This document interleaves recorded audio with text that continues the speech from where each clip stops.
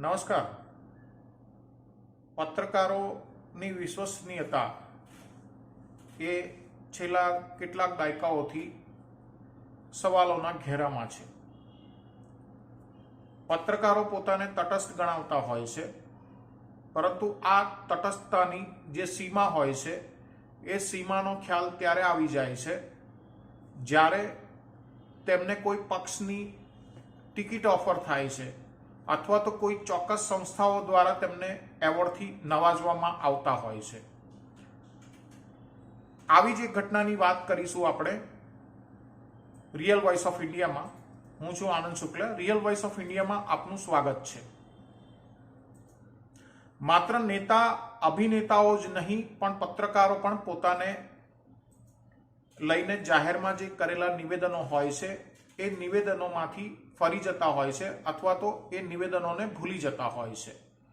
તૃણમૂલ કોંગ્રેસે રવિવારે વરિષ્ઠ પત્રકાર લેખક સાગરિકા ઘોષને રાજ્યસભાની ચૂંટણીમાં પોતાના ઉમેદવાર જાહેર કર્યા છે. તેમણે કહ્યું છે કે તેઓ ટીએમસી સુપ્રીમો અને પશ્ચિમ બંગાળના મુખ્યમંત્રી મમતા બેનર્જીના સાહસથી પ્રેરિત છે. આ સમગ્ર ઘટનાક્રમ વચ્ચે સાગરિકા ઘોષની એક જૂની પોસ્ટ એ ચર્ચાનો વિષય બની છે.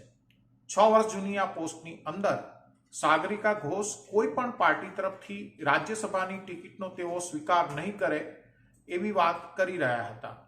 તેમણે પોસ્ટમાં લખ્યું હતું, હું કોઈ પણ રાજકીય પક્ષમાંથી ક્યારેય પણ રાજ્યસભાની ટિકિટનો સ્વીકાર કરીશ નહીં. હું તમને લેખિતમાં આપી શકું છું અને તમે આ પોસ્ટને સેવ કરી શકો છો.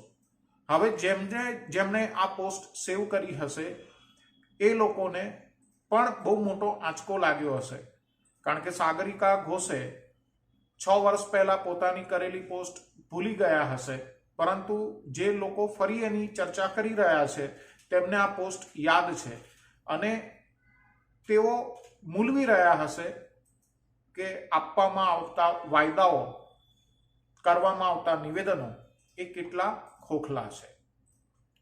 સાગરિકા ઘોષ વરિષ્ઠ પત્રકાર છે, લેખક છે.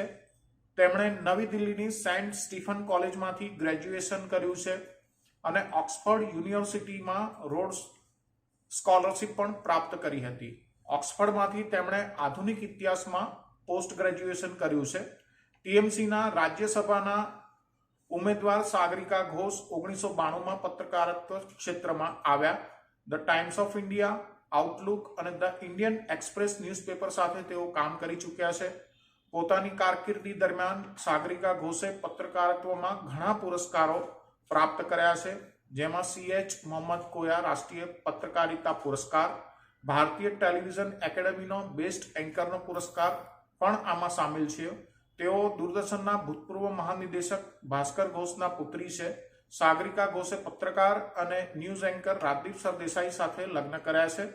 સાગરિકા ઘોષ સિવાય ટીએમસીએ રાજ્યસભામાં અન્ય 3 ઉમેદવારો પણ નામાંકિત કર્યા છે. તેમાં ભૂતપૂર્વ સાંસદ સુસ્મિતા દેવ, દલિત મટુઆ સમુદાયના નેતા અને ભૂતપૂર્વ સાંસદ મમતા બાલા ઠાકુર, હાલના રાજ્યસભાના સાંસદ નદીમુલ હક એ સામેલ છે. 15 રાજ્યોની 56 રાજ્યસભાની બેઠકો માટે 27 ફેબ્રુઆરીએ ચૂંટણી યોજાવાની છે.